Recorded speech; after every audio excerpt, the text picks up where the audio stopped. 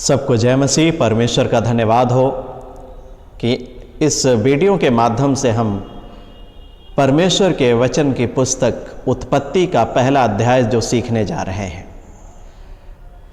और इस अध्याय में टोटल 31 पद हैं और इन 31 पदों को हम समझेंगे कि परमेश्वर का वचन इस अध्याय में हमें क्या बताता है और क्या क्या बताया गया है। जब इस पुस्तक को पढ़ते हैं तो इस अध्याय की जो पुस्तक, ये जो अध्याय पहला अध्याय है उत्पत्ति की पुस्तक का, इसमें सारी सृष्टि की रचना का वर्णन हमें मिलता है कि परमेश्वर ने 6 दिन में किस रीति से परमेश्वर ने सारी सृष्टि की रचना की और किस दिन क्या क्या बना। आइए हम इस बात को जानते हैं। सबसे पहले पहला पद लिखा, आदि में परमेश्वर ने आकाश और पृथ्वी की सृष्टि की। जब बात आती है आदि की, आदि के समय के बारे में किसी को कोई जानकारी नहीं। कितने वर्ष पहले ये आदि का समय जो है उसको बताया गया है, इसकी जानकारी किसी के पास नहीं। कितने वर्ष गुजर गए, इसकी जानकारी किसी के पास नहीं। आदि के समय के बारे में कोई भी ठीक नहीं बता सकता कि कितने वर्ष पहले ये रहा होगा, इसलिए इसको आदि बोला गया है। आदि के समय की जानकारी हमारे पास नहीं है। आदि में लिखा परमेश्वर ने आकाश और पृथ्वी की सृष्टि की, और उसके दूसरे पद में लिखा है पृथ्वी बेडौल और सुनसान पड़ी थी। पृथ्वी बेडौल और सुनसान पड़ी थी, और क्या लिखा है वहां पर, पृथ्वी बेडौल और सुनसान पड़ी थी और गहरे जल के ऊपर अंधियारा था तथा परमेश्वर का आत्मा जल के ऊपर मंडराता था। हालेलुया। तो ये जो पृथ्वी थी बेडौल, एकदम सुनसान पड़ी थी, एकदम जल में डूबी हुई, और जल के ऊपर घोर अंधकार था और परमेश्वर का आत्मा उसके ऊपर ये मंडलाता था। एक कोरे कागज के समान, कुछ भी नहीं था। और तब परमेश्वर ने विचार किया, सोचा कि हम पृथ्वी की रचना को करेंगे। सृष्टि तो आदि में हो चुकी थी, लेकिन रचना होना बाकी थी। जैसे कि एक कोरा कागज हो जिस पर कोई पेंटर एक पेंटिंग को बना दे, चित्रकारी को कर दे, ठीक उसी प्रकार परमेश्वर ने आदि में पृथ्वी और आकाश की सृष्टि की, लेकिन उसकी रचना बाद में किया। और जब बाइबल का यह अध्याय हमें बताता, उत्पत्ति की पुस्तक का यह पहला अध्याय में बताता कि 6 दिन में परमेश्वर ने सारी सृष्टि की रचना की, तो पहले दिन क्या बनाया परमेश्वर ने। मैं चाहूंगा कि आप अपने घर में इसको पढ़ें बाइबल को, क्योंकि इसीलिए शुरुआत की गई है कि आप बाइबल को पढ़ो। आपको समझाया जाएगा सिर्फ, लेकिन आपको पढ़ना स्वयं होगा। जब हम इस अध्याय के 3 से लेकर 5 पद को पढ़ते हैं तो वहां पर पहले दिन का हमें वर्णन मिलता है। तो पहले दिन परमेश्वर ने क्या बनाया, उजियाला बनाया। वो जो अंधकार था जल के ऊपर, उसमें परमेश्वर ने कहा कि उजियाला हो, तो उजियाला हो गया। और फिर आता है दूसरा दिन। दूसरे दिन में क्या है, जल को 2 भागों में परमेश्वर ने बांट दिया तथा ऊपर के जल को परमेश्वर ने आकाश कहा। ये 6 पद से लेकर के 8 पद तक लिखा है। और जब ऊपर के जल की बात आती कि परमेश्वर ने 2 भाग जल का कर दिया, तो ऊपर का जल गया कहां, इसके बारे में हम नहीं जानते। लेकिन इसी पुस्तक में जब हम आगे पढ़ेंगे, नूह के समय में जब जल प्रलय हुआ, तो परमेश्वर के वचन में लिखा है कि परमेश्वर ने आकाश के झरोखों को खोल दिया, और ऊपर से भी और नीचे से भी जल बढ़ने लगा। 40 दिन 40 रात बरसात होती रही, और सारी पृथ्वी, उसके सारे बड़े बड़े ऊंचे ऊंचे पहाड़ भी डूब गए, और 15 हाथ तक पानी ऊपर चला गया। तो परमेश्वर ने कहीं ना कहीं तो इकट्ठा करके रखा है ना।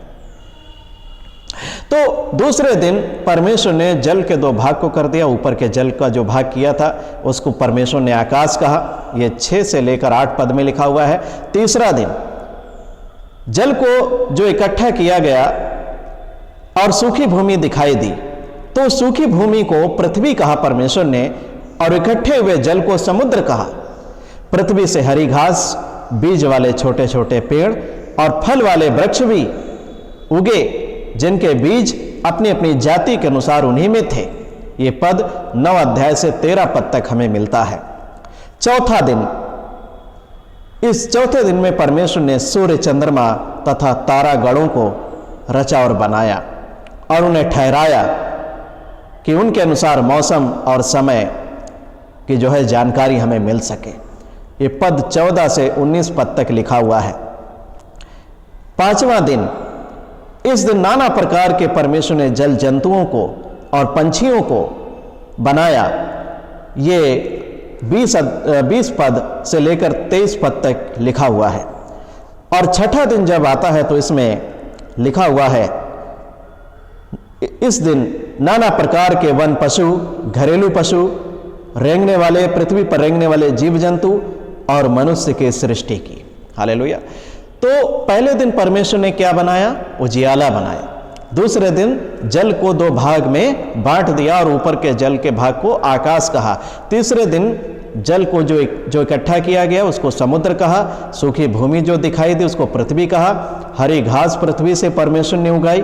छोटे छोटे बीज वाले पेड़ उगाए और फल वाले भी वृक्ष उगाए। चौथे दिन सूर्य, चंद्रमा, तारागण बनाए गए। और 5वें दिन नाना प्रकार के जल जंतुओं और पक्षियों को बनाया। छठे दिन वन पशुओं, घरेलू पशुओं और पृथ्वी पर रेंगने वाले जीव जंतुओं को बनाया और मनुष्य की भी सृष्टि की। हालेलुया। तो ये 6 दिन की सृष्टि का वर्णन हमें परमेश्वर के वचन के द्वारा मिलता है। आप इसको अपने घर में पढ़िए, ये आपकी सिर्फ मदद के लिए, सहायता के लिए है। और ये वीडियो को बनाने का उद्देश्य बस यही है कि आप अपने घर में बाइबल को पढ़ें और समझें।